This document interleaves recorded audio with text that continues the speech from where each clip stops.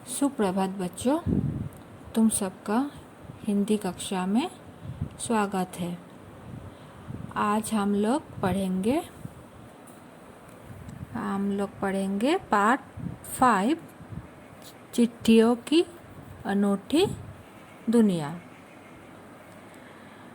ये अरविंद कुमार सिंह जी द्वारा लिखा गया एक प्रसिद्ध निबंध है। पत्रों की दुनिया भी अजीबोगरीब है और उसकी उपयोगिता हमेशा से बनी रही है। पत्र जो काम कर सकते हैं वो संचार का आधुनिकतम साधन नहीं कर सकता है। पत्र का मतलब क्या है पता है ना? चिट्ठी। तो पाठ का नाम है चिट्ठियों की अनूठी दुनिया। तो हम यही जानेंगे। तो इसीलिए यहाँ पर कहा गया है कि पत्र जो काम कर सकते हैं वो संचार का आधुनिकतम साधन नहीं कर सकता है। पत्र जैसा संतोष फोन या एसएमएस का संदेश कहाँ दे सकता है। पत्र एक नया सिलसिला शुरू करते हैं और राजनीति, साहित्य तथा कला के क्षेत्रों में तमाम विवाद और नई घटनाओं की जड़ भी पत्र ही होते हैं। दुनिया का तमाम साहित्य पत्रों पर केंद्रित है और मानव सभ्यता के विकास में इन पत्रों ने अनूठी भूमिका निभाई है।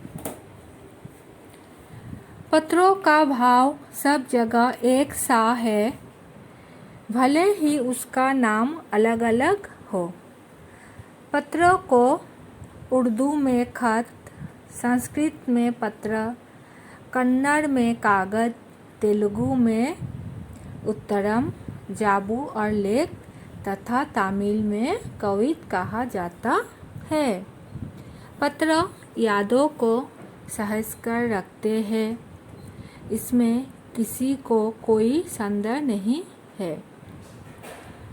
हर एक की अपनी पत्र लेखन कला है और हर एक के पत्रों का अपना दायरा।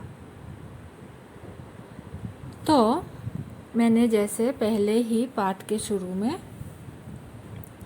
ये बताई कि ये एक निबंध है जो कि अरविंद कुमार सिंह जी द्वारा लिखा गया है, जिसमें उन्होंने पत्रों की उपयोगिता पर प्रकाश डाला है। लेखक के अनुसार पत्र जो काम कर सकते हैं वो काम फ़ोन या एसएमएस नहीं कर सकता। यहाँ पर कहा है ना, आधुनिकतम साधन, संचार का आधुनिकतम साधन फ़ोन और एसएमएस नहीं कर सकता। मानव सभ्यता के विकास में भी पत्र का एक विशेष महत्व रहा है। पत्रों का स्वरूप और भाव एक जैसा ही है। पत्रों को उर्दू में खत, संस्कृत में पत्र, कन्नड़ में कागज, अलग अलग नाम से, अलग अलग जगह में अलग अलग नाम से जाना जाता है। भारत में पत्रों की लोकप्रियता का प्रमाण यही है कि हर दिन 4 करोड़ पत्र डाक में डाली जाती है। ये हम अभी आगे पढ़ेंगे। तो यहाँ पर यह भी कहा गया है कि देखो, ठिकानों दुनिया भर में रोज करोड़ों पत्र एक दूसरे को तलाशते तमाम ठिकानों तक पहुँचते हैं। भारत में ही रोज 4.5 करोड़ चिट्ठियाँ डाक में डाली जाती है, जो साबित करती है कि पत्र कितनी अहमियत रखते हैं। कितने पत्र बोली? 4.5 करोड़ पत्र डाक में डाली जाती है। तो इससे ही हम ये पता लगा सकते हैं कि पत्र कितनी अहमियत रखते हैं। पंडित जवाहरलाल नेहरू ने सन 1953 में सही ही कहा था कि हजारों सालों तक संचार का साधन केवल हड़कारे मतलब रनर्स या फिर तेज घोड़े रहे हैं। उसके बाद पहिए आए, पर रेलवे और तार से भारी बदलाव आया। तार ने रेलों से भी तेज गति से संवाद पहुंचाने का सिलसिला शुरू किया। अब टेलीफोन, वायरलेस और आगे रेडार दुनिया बदल रहा है। पिछली शताब्दी में पत्र लेखन ने एक कला का रूप ले लिया।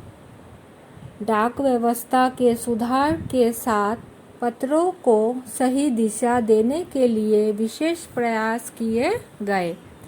पत्र संस्कृत विकसित करने के लिए स्कूली पाठ्यक्रमों में पत्र लेखन का विषय भी शामिल किया गया।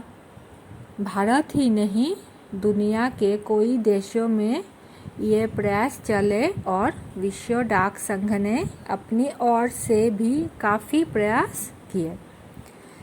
विश्व डाक संघ की ओर से 16 वर्ष से कम आयु वर्ग के बच्चों के लिए पत्र लेखन प्रतियोगिताएं आयोजित करने का सिलसिला शुरू हुआ सन 1972 से। यह सही है कि खास तौर पर बड़े शहरों और महानगरों में संचार साधनों के तेज विकास तथा अन्य कारणों से पत्रों की आवाजाही प्रभावित हुई है, पर देहाती दुनिया आज भी चिट्ठियों से ही चल रही है। फैक्स, ईमेल, टेलीफोन तथा मोबाइल ने चिट्ठियों की तेजी को रोका है, पर व्यापारिक डाक की संख्या लगातार बढ़ रही है। मतलब पिछले शताब्दी में पत्र लेखन कला का रूप ले लिया। डाक व्यवस्था को सुधार करने के प्रयत्न किए गए। पत्र लेखन को विद्यालय पाठ्यक्रमों में शामिल किया गया। विश्व डाक संघ और भारत सरकार ने पत्रों के प्रचार में योगदान किया। आज भले ही यहाँ पर कहा गया है कि आज भले ही शहरों और महानगरों में संचार साधनों के तेज विकास से पत्रों की आवाजाही प्रभावित हुई है, लेकिन देहाती मतलब ग्रामीण समाज में इनकी लोकप्रियता बरकरार है। इनकी मतलब पत्र की। ऐसा कोई व्यक्ति आपको नहीं मिलेगा जो कभी किसी न किसी को पत्र न लिखा हो या लिखाया न हो। ग्रामीण क्षेत्रों में ऐसा कोई एक भी नहीं मिलेगा जो किसी ने किसी को पत्र नहीं लिखाया हो या किसी ने जिसको लिखना नहीं आता हो दूसरों से ना लिखाया हो। हमारे देश के